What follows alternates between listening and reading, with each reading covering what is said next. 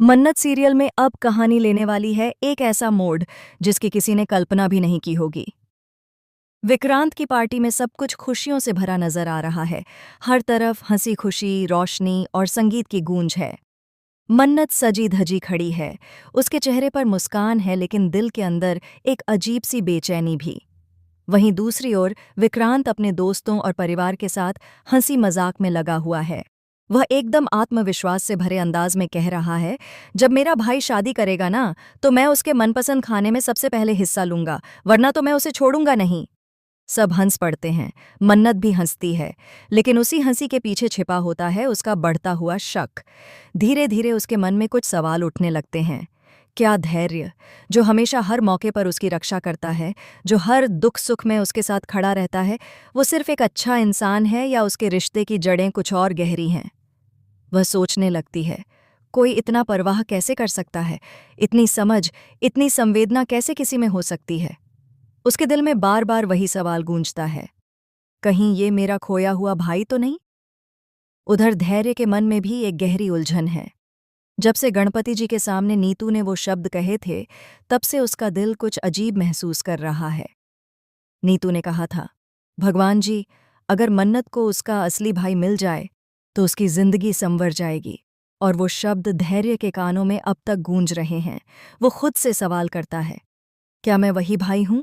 क्या मन्नत मेरी अपनी है? लेकिन हर बार जब वो जवाब ढूंढने की कोशिश करता है, कुछ न कुछ ऐसा होता है कि उसे अपनी खोज रोकनी पड़ती है। अब कहानी एक ऐसे मोड़ पर पहुंच चुकी है जहां हर किरदार के दिल में कुछ न कुछ छिपा हुआ है।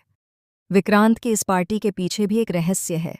सबको लगता है कि ये सिर्फ एक सेलिब्रेशन है, लेकिन असल में विक्रांत ने इस पार्टी को एक मकसद से रखा है। वो चाहता है कि मन्नत और धैर्य के बीच का रिश्ता सबके सामने किसी न किसी तरह खुल जाए, क्योंकि उसे लगता है कि अगर ये सच सामने आया तो उसका फायदा उसे ही होगा। विक्रम, जो अब तक विक्रांत का सबसे भरोसेमंद दोस्त रहा है, उसने भी कुछ ऐसा देख लिया है जो पूरी कहानी को पलट सकता है।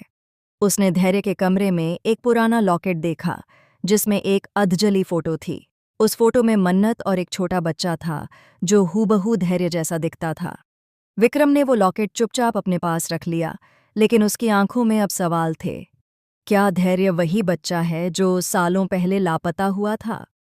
दूसरी ओर नीतू को भी कुछ कुछ एहसास हो रहा है। उसने देखा है कि जब भी मन्नत परेशान होती है, धैर्य का चेहरा एकदम बदल जाता है, जैसे किसी को अपना दर्द महसूस हो रहा हो। नीतू सोचने लगती है, कहीं धैर्य को मन्नत से कोई पुराना रिश्ता तो नहीं? और अब वो अपने तरीके से सबूत जुटाने में लग जाती है। वहीं मन्नत के मन में एक और डर पलने लगता है।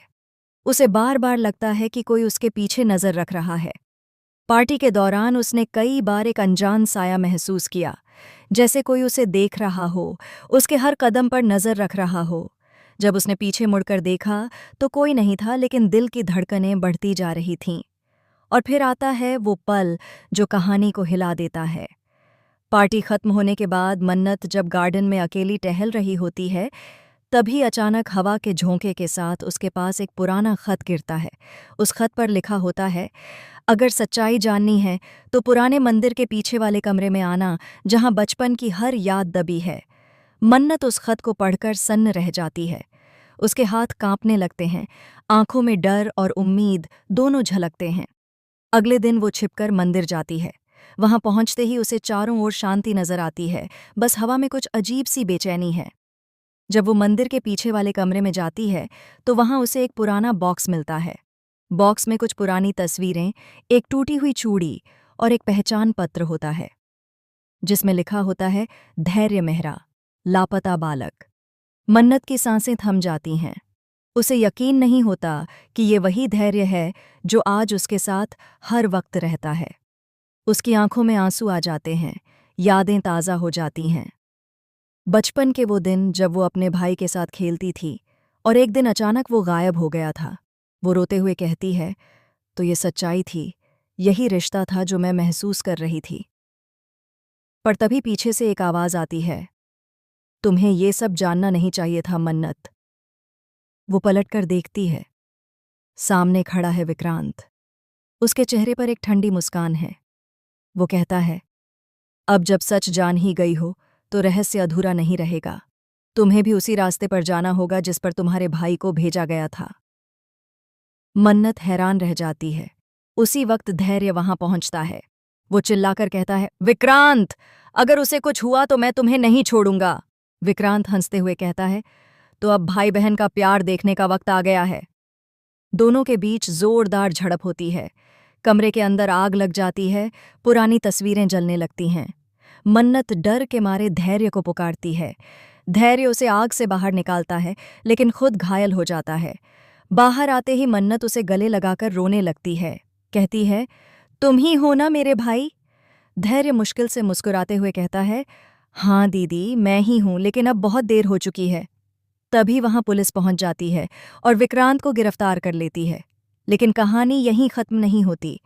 अस्पताल में जब धैर्य का इलाज चल रहा होता है, नीतू वहां आती है और धीरे से मन्नत के कान में कहती है, तुम सोचती हो सब खत्म हो गया, लेकिन असली खेल अब शुरू हुआ है। विक्रांत तो बस मोहरा था।